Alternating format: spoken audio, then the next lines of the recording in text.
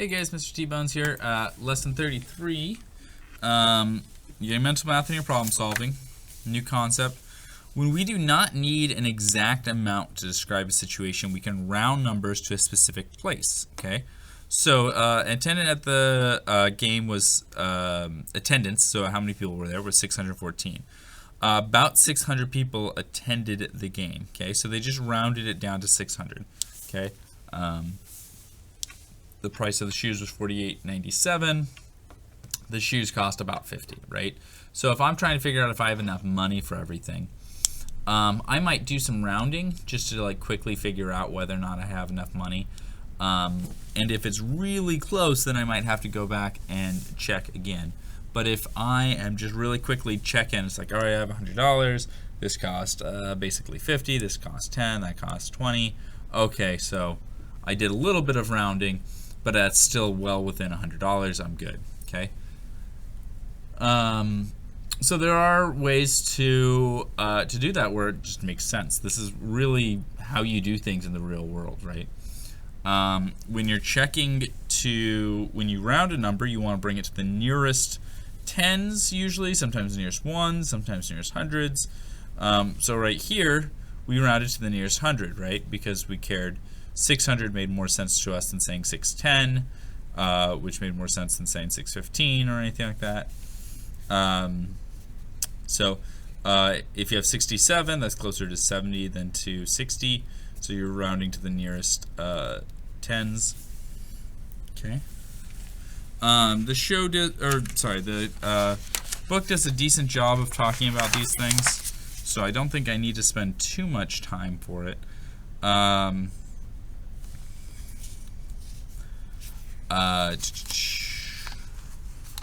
I probably wouldn't.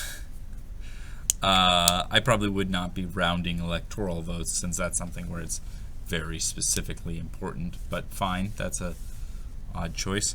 Average depth of the East Chinese Sea is 620. The average depth of the Yellow Sea is 121. How many feet deeper is the average depth of the East Chinese Sea?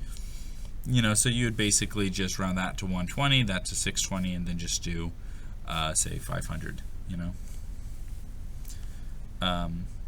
I think it's weird that they round to 600 and 100 when they could round to keep it at 620 and then round this to 120, and then because then it's very obviously like you can get a very direct answer. So I think this is stupid that they rounded to 100 when they could round to 620 and 120. That makes more sense to me, is to just round this one down by 1. In fact, it's easier to get an exact answer than it is to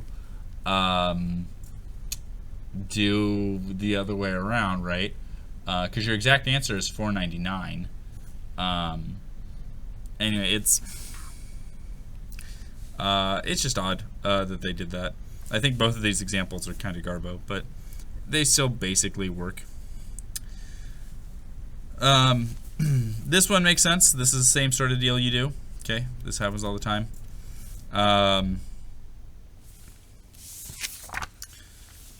It's not necessary to use numbers round to the nearest 10 or 100 or 1,000, so we use comparable numbers.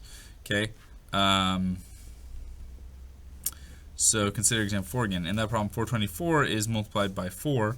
Since 25 is easy to mentally multiply by 4, we could replace 424 with 425. Okay, and then you do two separate things and you get a better answer. I do this in my head all the time when I'm doing quick math in the world. Okay, so this is really, really helpful. Okay, especially when I'm doing things with gas and stuff like that. Your work today is, let me show you. Yeah. I'm gonna have you do the 1 through 29 odd again. Okay. Just the odd ones, because you're all a bunch of odd ducks. I'll go ahead and I will round these for you for lesson practice. I honestly don't think you'll need it. I think you'll be able to do this on your own, no problem. But I'll do it anyway, just because that's what I've been doing. But I really hope you are trying on your own first, because I really don't think you need me at all for this. 72 goes to 70. 90, because 7 is closer to 90. That's closer to 50. Right in the middle, this one's always an odd one. We round up when it's 5, and that's just a thing we do. Is we just round up when it's 5. Okay. Round to the nearest 100. So we're going here. So this is 5, but 8 is the one we care about. So we just look at these middle numbers. Okay. So that's 700, 400, 800, and 400. I wish they had done a more challenging example. Right, so if they had done 429, okay, 9 rounds up, but 2 rounds down, okay, so your answer for this one is still 500, okay, because we are only looking at that spot, that right there, okay. So I kind of I'm frustrated that they use such easy examples here, but anyway. A row of bleachers in a gymnasium can seat basically 96 people, so basically 100, right? Estimate the total number of people who can be seated in 8 rows, okay?